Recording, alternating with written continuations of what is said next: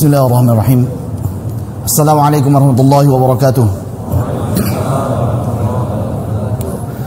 Alhamdulillah wassalatu wassalamu ala Rasulillah wa ala alihi wa sahbihi wa mawalah.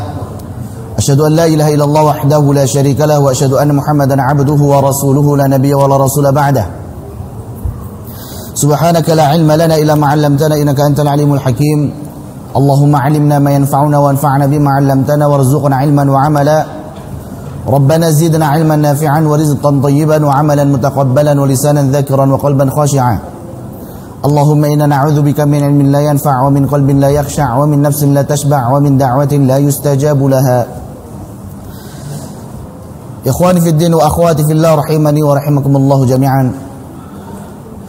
Kaum muslimin dan muslimat yang semoga dirahmati oleh Allah Subhanahu wa taala. Alhamdulillah, puji syukur senantiasa kita panjatkan kehadirat Allah Subhanahu wa taala atas segala nikmat yang Allah Subhanahu wa taala berikan kepada kita.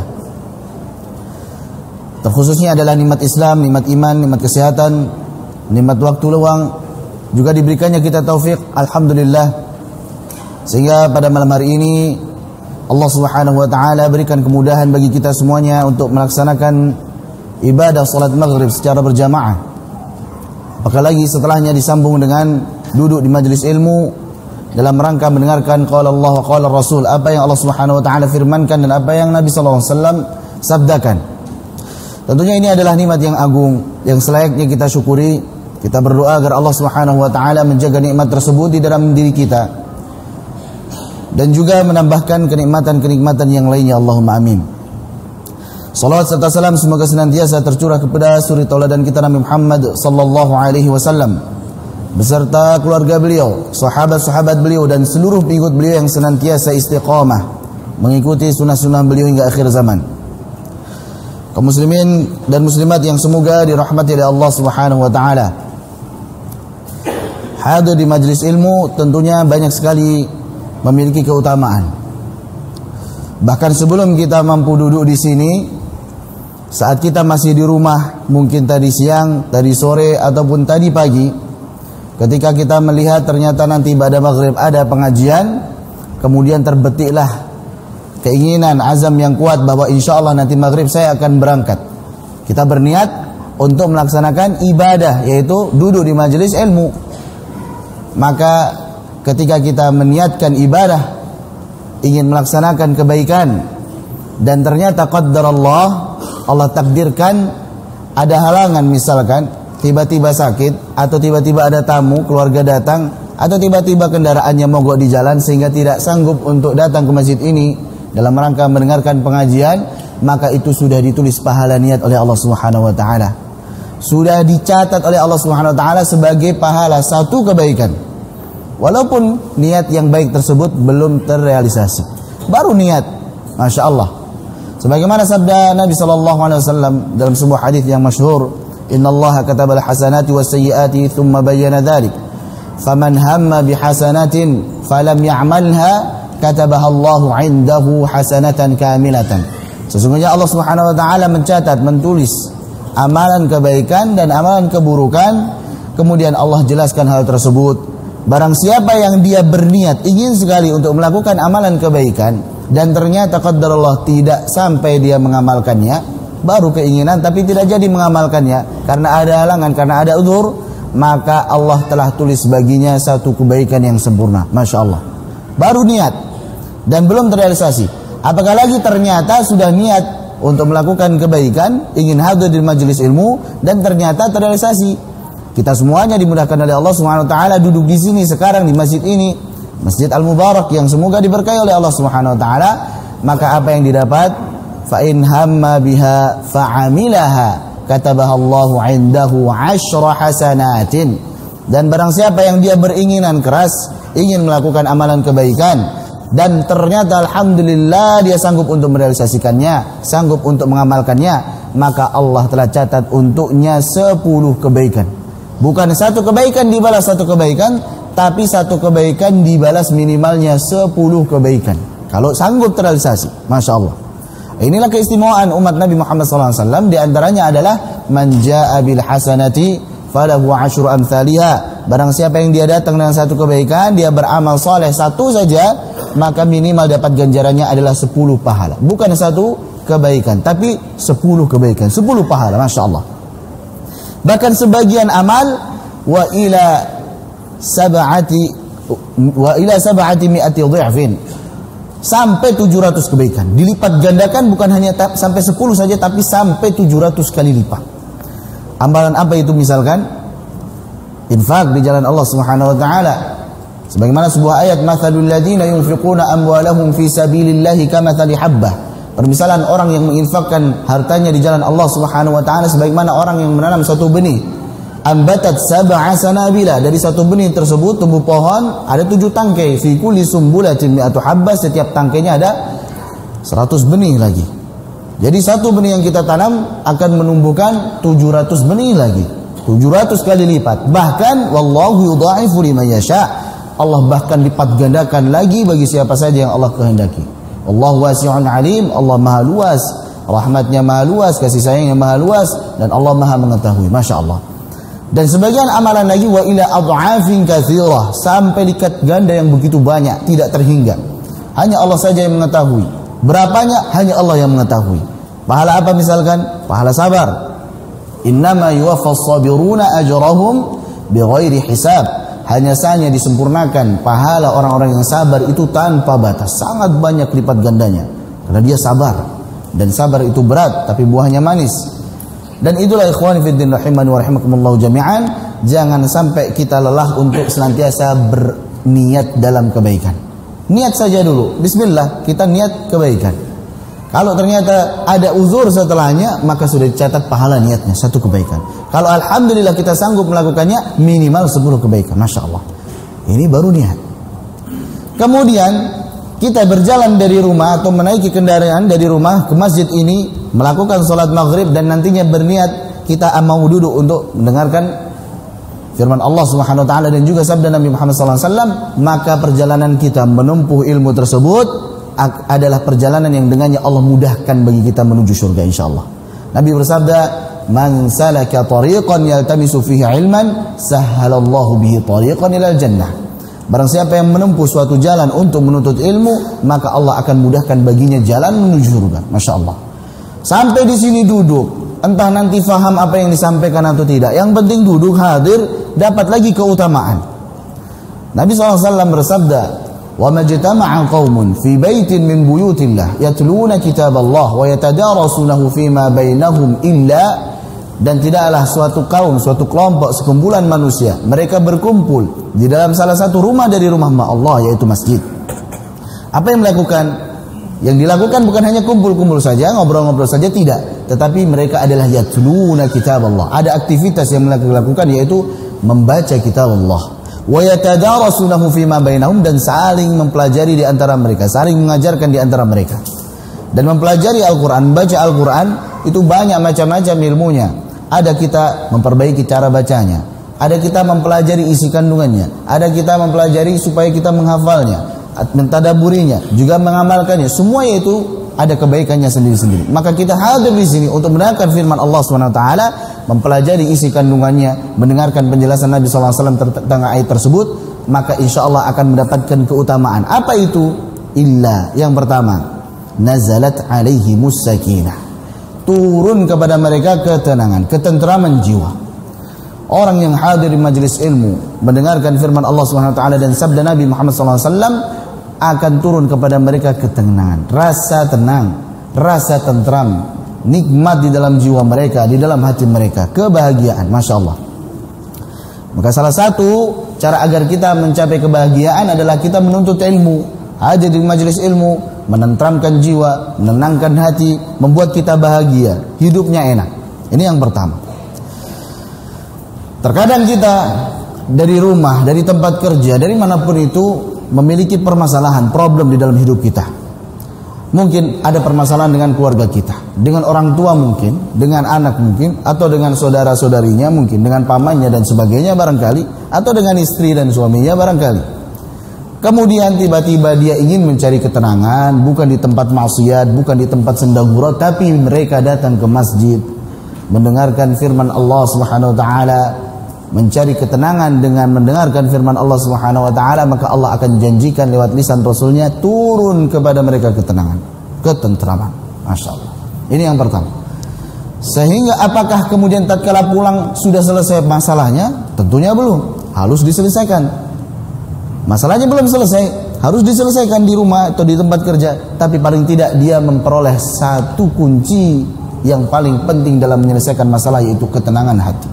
Dia tidak gerusa-gerusu, tidak terburu-buru, tidak arogan, tidak gampang emosi.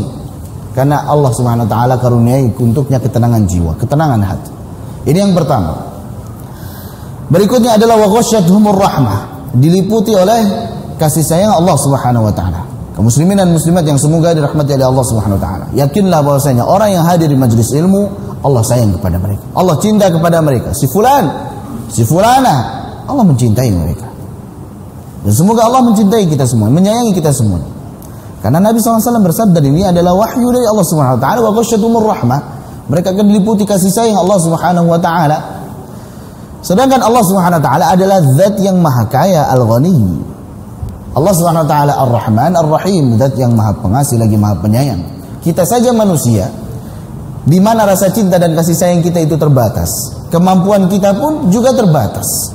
Tapi saat kita mencintai, menyayangi anak kita mungkin, istri kita mungkin, mereka ingin sesuatu dari kita yang bahkan kita belum sanggup untuk melakukannya, kita akan berusaha untuk menunaikannya. Kita akan berusaha untuk membelinya, untuk memberikan kepada mereka. Ini manusia dengan segala keterbatasannya. Bagaimana Allah Subhanahu wa taala, zat yang Al-Ghani, Ar-Rahman Ar-Rahim, tatkala mencintai hambanya, tatkala menyayangi hambanya, maka apa yang diinginkan oleh hamba tersebut, insya Allah Allah berikan. Allah akan penuhi. Ini yang kedua. Yang ketiga, wa haffathumul malaikah. Malaikat akan menaungi mereka. Dan ini adalah bentuk iman kita kepada yang ghaib, di mana orang-orang yang bertakwa cirinya adalah alladzina yu'minuna bil ghaibi, yaitu mengimani hal yang gaib. Kita tidak bisa melihat malaikat apakah benar di sini atau tidak, tapi kita imani. Ini sabda Nabi SAW, bahwasanya memang ketika ada majelis ilmu, di situ berkumpul pula malaikat, di mana mereka menaungi para talibul ilmi. Bahkan dalam hadis yang lain, Rasulullah SAW bersabda, wa innal malaikata la tad'u ajnihataha li talibil ilmi ridwan bima yasna. Sesungguhnya para malaikat itu, mereka mengepakkan sayap mereka, menaungi para talibul ilmi, orang yang menuntut ilmu syar'i, yang pelajari agama Islam. Kenapa demikian? Ridwan bima yasna, karena mereka itu ridha dengan apa yang dilakukan oleh penuntut ilmu tersebut. Dan kita masyhur bahwasanya di antara sebab terkabulkannya doa yang mustajab adalah saat diaminkan para malaikat. Maka kita dianjurkan untuk senantiasa berdoa yang baik-baik, jangan berdoa yang buruk-buruk. Khawatirnya nanti akan menjadi kenyataan. Dan ketika kita hadir di majelis ilmu, kita imani ada malaikat di situ, kemudian ada terbetik keinginan kita, baik itu perkara dunia maupun perkara akhirat. Ketika malaikat barangkali mengaminkan, maka Allah Subhanahu wa taala akan ijabahi insyaallah. Yang keempat, wa dzakarahumullahu fi man 'indah. Allah akan menyebut nama mereka di kalangan makhluk yang ada di sisinya, itu para malaikat. Terkadang di antara kita ada yang tidak kenal di lingkungannya. Siapa itu Bapak Fulan? Siapa itu Abang Fulan? Siapa itu Ibu Fulana? Siapa itu Mbak Fulana? Tidak ada yang kenal, karena dia bukan orang yang kaya, bukan orang yang memiliki kedudukan tinggi, bukan orang yang terpandang. Dia orang biasa-biasa saja, tidak terkenal. Tetapi ketika hadir di majelis ilmu, Allah sebut nama mereka, si fulan itu hadir di majelis ilmu, si fulana itu hadir di majelis ilmu, sehingga nama mereka terkenal di kalangan penduduk langit, yaitu para malaikat. Masya Allah. Mereka dikenal sebagai orang-orang yang baik, orang-orang yang soleh, yang menuntut ilmu agama. Kaum muslimin dan muslimat yang semoga dirahmati oleh Allah Subhanahu wa taala. Itulah keutamaan kita hadir di majelis ilmu, meskipun nantinya kita tidak memahami apa yang disampaikan oleh pemateri, tetapi hanya dengan duduk saja, berniat, bahkan kita berjalan, bahkan hanya duduk saja sudah mendapatkan banyak sekali keutamaan. Ikhwan fillah rahimani wa rahimakumullah jami'an. Pada malam hari ini insyaallah perkenankan kami untuk menyampaikan nasihat yang semoga bermanfaat untuk diri kami pribadi dan juga pada teman-teman sekalian, para jamaah, kaum muslimin dan muslimat. Bagaimana permintaan dari DKM agar menyampaikan sebuah tema, yaitu bahagia dengan Al-Quran. Tentunya semua manusia seluruhnya, mau yang besar, mau yang kecil, mau yang tua, mau yang muda, mau laki-laki, mau perempuan, bahkan yang muslim, non-muslim, semuanya pasti menginginkan hidupnya bahagia. Tidak ada yang saya pengen sengsara saja, nggak ada. Dari lubuk hati terdalamnya pasti dia pengen bahagia hidupnya. Tidak ada yang pengen sengsara, tidak ada. Bahagia dunia, bahagia akhirat nanti. Itu sepakat, semuanya pengen bahagia. Hanya saja karena manusia itu beragam, ada yang mereka itu dewasa, ada yang mereka masih anak-anak, ada yang mereka itu muslim, ada yang non-muslim, sehingga beragam pula pandangan mereka tentang bagaimana itu kebahagiaan yang hakiki. Ada yang menyangka bahwasanya dengan mengumpulkan banyak harta akan mendatangkan kebahagiaan, sehingga dengan keyakinannya tersebut maka kemudian dia bekerja siang malam, pagi petang, berletih bagaimana caranya mengumpulkan harta untuk mencapai kebahagiaan. Karena dia menyangka bahwasanya kebahagiaan ada dengan mengumpulkan harta. Sebagian lagi menyangka bahwasanya kebahagiaan ada pada dengan mengumpulkan banyak wanita misalnya. Kemudian dia berusaha untuk mencari banyak wanita agar dapat mencapai kebahagiaan. Sebagian lagi menyangka bahwasanya tatkala ada masalah kemudian lari kepada minum-minuman keras agar bisa menghilangkan gundah gulananya, stresnya, depresinya. Dia menyangka dengan minuman keras tersebut akan mendatangkan kebahagiaan. Kemudian dia lari kepada minuman keras atau kepada obat-obat terlarang yang dia sangka bahwasanya itu mendatangkan kebahagiaan. Itulah cara pandang manusia terhadap kebahagiaan beda-beda, sehingga apa yang mereka tempuh pun juga berbeda-beda. Dan kita selaku kaum muslimin dan muslimat hendaklah berkeyakinan bahwasanya kebahagiaan itu ada di tangan Allah Subhanahu wa taala. Dan tidaklah kebahagiaan itu dapat diraih kecuali hanya dengan taat kepada Allah Subhanahu wa taala, menjalankan apa yang Allah Subhanahu wa taala perintahkan dan menjauhi apa yang Allah Subhanahu wa taala larang. Itulah kebahagiaan yang hakiki. Tatkala kita benar-benar menghambakan diri kita kepada Allah Subhanahu wa taala, merealisasikan apa yang Allah Subhanahu wa taala firmankan, wa ma khalaqtul jinna wal insa illa liya'budun, dan tidaklah aku ciptakan jin dan juga manusia melainkan untuk beribadah kepadaku saja. Kita sebagai ibadullah, ibadur rahman, hamba-hamba Allah Subhanahu wa taala, hamba Allah yang Maha Pengasih, maka tidaklah kebahagiaan tersebut bisa kita raih kecuali kita menghambakan diri kita. Kita merendahkan diri kita, menghambakan dengan cara melaksanakan apa yang Allah perintahkan dan menjauhi apa yang Allah Subhanahu wa taala larang. Untuk itulah saat kita hendak mencari kebahagiaan, bagaimana kita akan merealisasikan kebahagiaan tersebut? Bagaimana kita dapat menjalankan perintah Allah dan juga menjauhi larangannya? Akhirnya Allah Subhanahu wa taala dengan rahmatnya menurunkan Al-Qur'an kepada Nabi Muhammad sallallahu alaihi wasallam. Allah turunkan Al-Qur'an tersebut sebagai rahmat, bentuk kasih sayang Allah Subhanahu wa taala agar kita kaum muslimin dan muslimat itu berbahagia.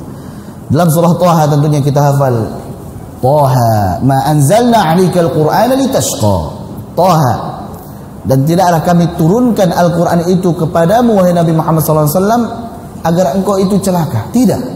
Kami menurunkan Al-Quran itu kepadamu agar engkau itu berbahagia. Bukan karena agar engkau itu celaka atau sengsara, agar engkau itu susah. Tidak. Sehingga turunnya Al-Quran itu bertujuan agar kita ini bahagia di dalam kehidupan kita, baik itu di dunia maupun di akhirat. Sehingga dengan Al-Quran tersebut kita baca mendatangkan ketentraman, berzikir kepada Allah SWT, mengingat Allah SWT. Tatkala kita membaca Al-Quran, kita hendak memahami apa yang Allah Subhanahu wa taala inginkan dari kita. Kita ingat kepada Allah Subhanahu wa taala, sehingga dengan zikir tersebut, dengan ingat kepada Allah Subhanahu wa taala tersebut, hati kita menjadi tenang. Alladzina amanu wa tatma'innu qulubuhum bi dzikrillah. Ala bi dzikrillah tatma'innul qulub. Orang-orang yang beriman itu hati mereka akan tenang dengan mengingat Allah Subhanahu wa taala. Dan ingatlah, ketahuilah bahwasanya dengan berzikir kepada Allah Subhanahu wa taala akan tenanglah hati-hati orang yang beriman. Masya Allah. Sehingga bagaimana kita meraih kebahagiaan, kita banyak berinteraksi dengan Al-Quran. Dan itu banyak caranya. Paling minimal sekali, kalau kita tidak sanggup untuk mentadaburinya, belum sanggup mengamalkan isinya, belum sanggup menghafalnya, belum sanggup pula membacanya dengan baik, sangat minimal sekali adalah kita mendengarkan Al-Quran tersebut. Itu minimal. Seminimal-minimalnya interaksi kita dengan Al-Quran adalah kita mendengarkan bacaan Al-Quran tersebut. Kita putar MP3 misalkan, kita buka YouTube misalkan, kita dengarkan bacaan para masyayikh, bacaan para ustadz, sehingga mendatangkan ketenangan, akan mendatangkan rahmat Allah Subhanahu wa taala. Itu minimal. Dan ketika kita bisa naik ke derajat berikutnya, yaitu membacanya, Masya Allah, membaca Al-Quran satu hurufnya mendapatkan 10 kebaikan. Hadis yang masyhur yang sering kita dengar dari Abdullah bin Mas'ud radhiyallahu anhu, Nabi SAW bersabda, "Man qara'a harfan min kitabillah falahu bihi hasanatun wal hasanatu bi'ashri amsalihha." Barang siapa yang membaca satu huruf saja dari Al-Quran, dari kitabullah, maka baginya satu kebaikan, dan satu kebaikan tersebut lipat gandakan menjadi 10 kebaikan. Satu huruf 10 kebaikan. Nabi melanjutkan, la aqulu alif lam mim harfun. Saya tidak mengatakan bahwasanya alif lam mim itu satu huruf, walakin alifun harfun wa lamun harfun wa mimun harfun. Akan tetapi alif itu satu huruf, lam itu satu huruf, mim itu satu huruf. Dalam alif lam mim terkumpul 3 huruf, berarti pahalanya 30 kebaikan. Masya Allah. Berapa menit, berapa jam, berapa tahun kita butuhkan baca alif lam mim? Hanya berapa detik saja. Tapi Allah sudah sediakan pahala yang besar. Tapi kenapa masih juga kita malas dari belajar Al-Quran, dari membaca Al-Quran? Tidak lain dan tidak bukan adalah karena hawa nafsu kita, syaitan yang ada di diri kita, bisikan godaan syaitan yang melalaikan kita, sehingga kita senantiasa disibukkan dengan perkara-perkara sia-sia, dengan kemaksiatan, dengan dunia, sehingga disibukkanlah kita dari membaca Al-Quran. Jangankan mentadaburi Al-Quran, membacanya pun tidak. Padahal punya tidak di rumah Quran? Punya. Tapi di rak, bertemankan debu, sudah lama tidak tersentuh. Punya tidak di HP ada Al-Quran? Ada. Tapi sangat jarang dibuka. Dibuka pun hanya 1 menit, selebihnya membuka hal-hal yang lainnya. Bagaimana kita bisa mendapatkan kebahagiaan sedangkan kita mengabaikan Al-Quran? Dan itulah yang dikeluhkan oleh Nabi Muhammad SAW di dalam surah Al-Furqan ayat 30. Allah berfirman, wa qala ar-rasulu, dan berkata Rasul yaitu Nabi Muhammad SAW, ya Rabbi, ya Rabbku, wahai Tuhanku, inna qaumi ittakhadhu hadzal Qur'ana mahjura.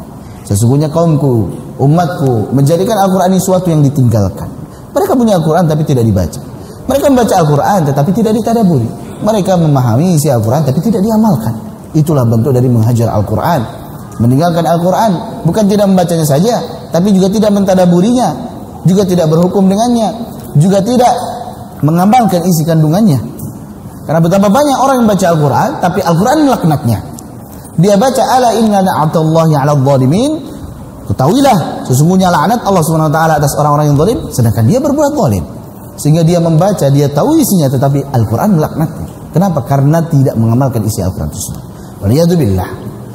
Itulah ikhwani fiddin wa akhwati fillah rahimani wa rahimakumullah jami'an. Sebab kita berbahagia adalah kita berinteraksi dengan Al-Quran, di antaranya adalah membaca huruf-hurufnya. Meski tidak paham kita apa itu artinya, meski belum tahu apa yang kita baca tadi artinya, tapi saat membaca Al-Quran, dengan membacanya saja meski tidak tahu artinya sudah diganjar satu hurufnya 10 kebaikan. Masya Allah. Kita cari buku, kitab, karangan, apapun itu, hanya dengan membacanya mendatangkan 10 kebaikan, tidak ada selain daripada Al-Quran. Masya Allah.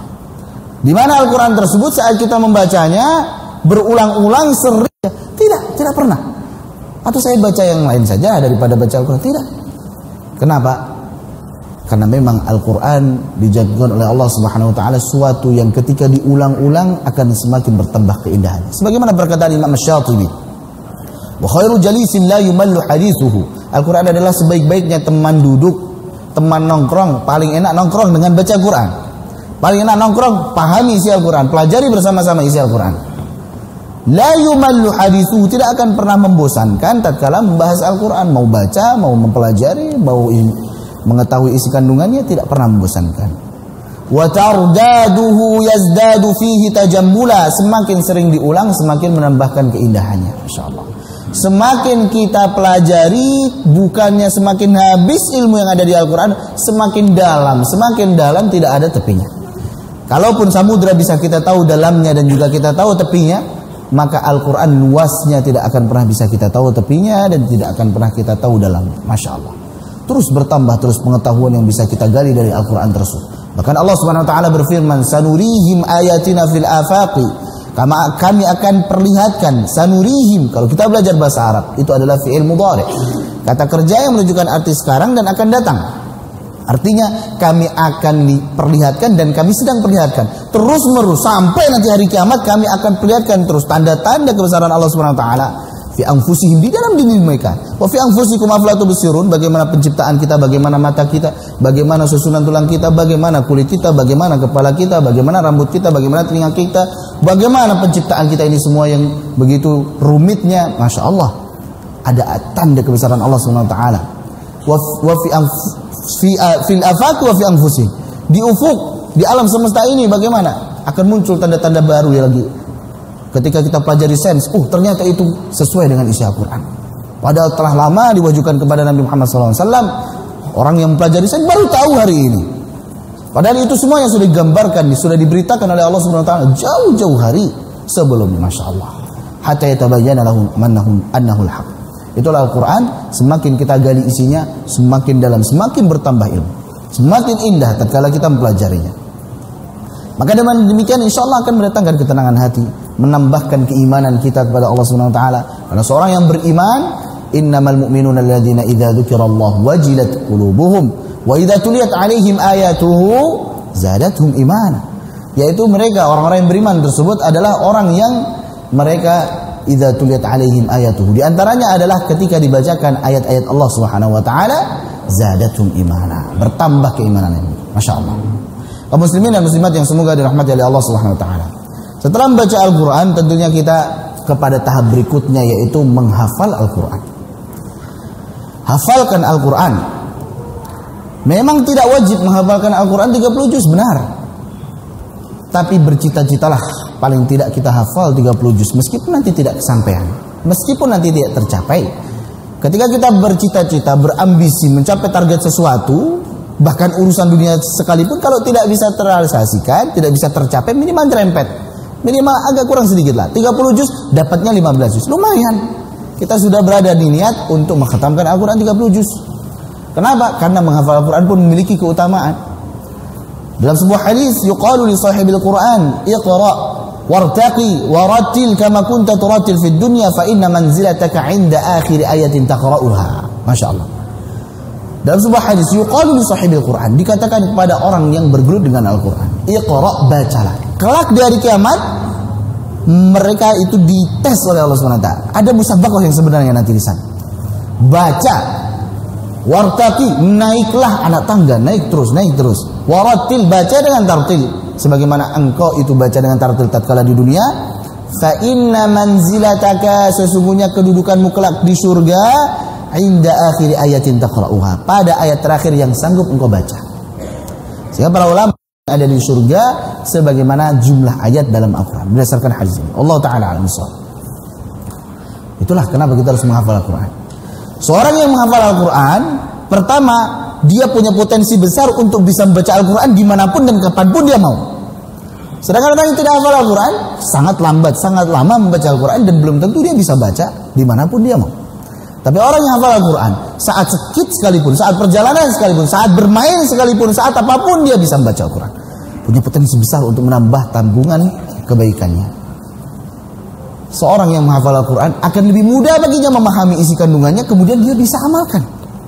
Sehingga tidak bisa kita anggap remeh. Untuk apa hafal Al-Quran kalau akhlaknya tidak baik? Misalkan, ini adalah syubhat. Syaitan tidak menghalang-halangi kita dari pahala yang besar. Sedangkan kita ingin menghafal Al-Quran, dihalang-halangi oleh syaitan, diberikan syubhat. Ngapain baca Al-Quran? Ngapain hafal Al-Quran kalau nanti akhlaknya nggak bagus? Mending nggak usah hafal, yang penting akhlaknya bagus. Masya Allah, bagaimana dia berakhlak bagus dengan seperti itu? Dia meremehkan menghafal Al-Quran, sedangkan menghafal Al-Quran memiliki keutamaan yang besar. Masya Allah. Setelah menghafal Al-Quran, kita berusaha mentadaburi Al-Quran, mempelajari isi kandungannya, belajar tafsir. Kita baca, sehingga harus ada di rumah kaum muslimin minimal satu kitab tafsir, sangat minimal. Kitab tafsir Ibnu Katsir misalkan.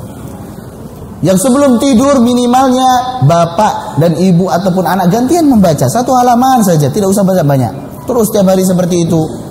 Ketika ada hal-hal yang mungkin tidak difahami, hal-hal yang membingungkan, tanyakan kepada ustaz, tanyakan kepada yang lebih tahu. Masya Allah. Tapi paling tidak ada rutinitas yang itu merupakan ibadah.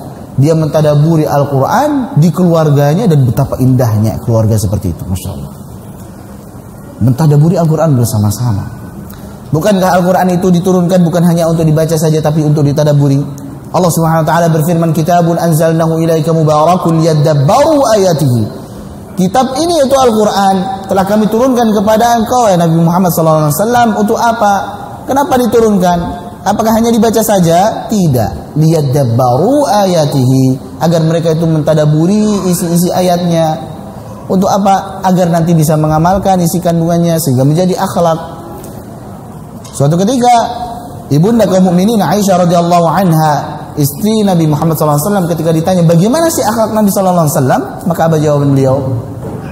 Kana khuluquhul Quran. Akhlak Nabi ya Quran itu. Kalau pengen tahu akhlak Nabi seperti apa, ya belajar Al-Quran, pelajari isi kandungannya. Apa yang Allah perintahkan itulah yang dilaksanakan oleh Nabi, dan itu menjadi akhlak Nabi. Apa yang Allah larang itulah yang dihindari, yang dijauhi oleh Nabi, menjadi akhlak Nabi. Itulah pentingnya kita mentadaburi Al-Quran agar kita mudah untuk mengamalkan Al-Quran. Barulah kita amalkan Al-Quran, mengajarkan Al-Quran. Dimana ketika kita belajar Al-Quran dan mengajarkan Al-Quran tersebut, maka itulah tolak ukur kebaikan seorang muslim. Nabi Muhammad SAW bersabda dalam sebuah hadis yang masyhur dari sahabat Utsman bin Affan radhiyallahu anhu, beliau bersabda, khairukum man ta'allama al-Qur'ana wa 'allamahu. Sebaik-baik kalian adalah orang yang mempelajari Al-Quran dan mengajarkannya. Mungkin simpel belajar Al-Quran, mengajarkan Al-Quran, simpel sekali. Ada hadis yang lain, khairun nas anfa'uhum linnas. Sebaik-baik manusia adalah yang paling bermanfaat untuk manusia yang lain. Siapa lagi yang lebih bermanfaat bagi dunia dan akhirat kita selain daripada pengajaran Al-Quran? Masya Allah. Yang itu kita baca setiap harinya. Sehingga beruntunglah para pengajar Al-Quran, di mana apa yang diajarkan tersebut dibaca oleh muridnya, dan kemudian dia pun mendapatkan pahala kebaikannya pula. Masya Allah.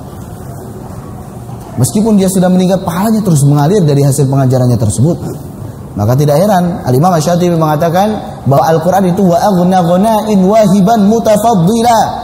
Al-Quran itu adalah ketercukupan yang paling cukup, harta yang paling berharga, banyak keutamaan itu Al-Quran. Baca satu hurufnya 10 kebaikan. Diajarkan man dalla ala khairin falahu ajru mithlu ajri fa'ili. Barang siapa yang menunjukkan, mengajarkan sesuatu kebaikan, maka baginya juga pahala orang yang melaksanakannya. Mengajarkan Al-Quran jangan dianggap remeh. Bahkan dulu para ulama, mereka berlomba-lomba dengan guru ngaji anaknya. Jangan sampai guru ngajinya duluan yang ngajarin Al-Fatihah. Harus orang tua dulu yang ngajarin Al-Fatihah. Karena Al-Fatihah dibaca minimal 17 kali. Dan sampai pahalanya itu diambil gurunya, mending diambil oleh bapaknya. Itu lebih bermanfaat untuk kita selaku bapak. Akan terus mengalir pahalanya ketika anak kita membacanya. Dan Masya Allah, inilah Al-Quran. Sehingga dengan demikian akan bahagia hidup kita. Kita memperoleh kebahagiaan dengan Al-Quran tersebut. Kaum muslimin dan muslimat yang semoga dirahmati oleh Allah Subhanahu wa taala. Tentunya tatkala kita membaca Al-Quran, pelajari isi kandungan Al-Quran, maka kita pun juga akan menemui cara-cara yang lainnya agar kita mendapatkan kebahagiaan.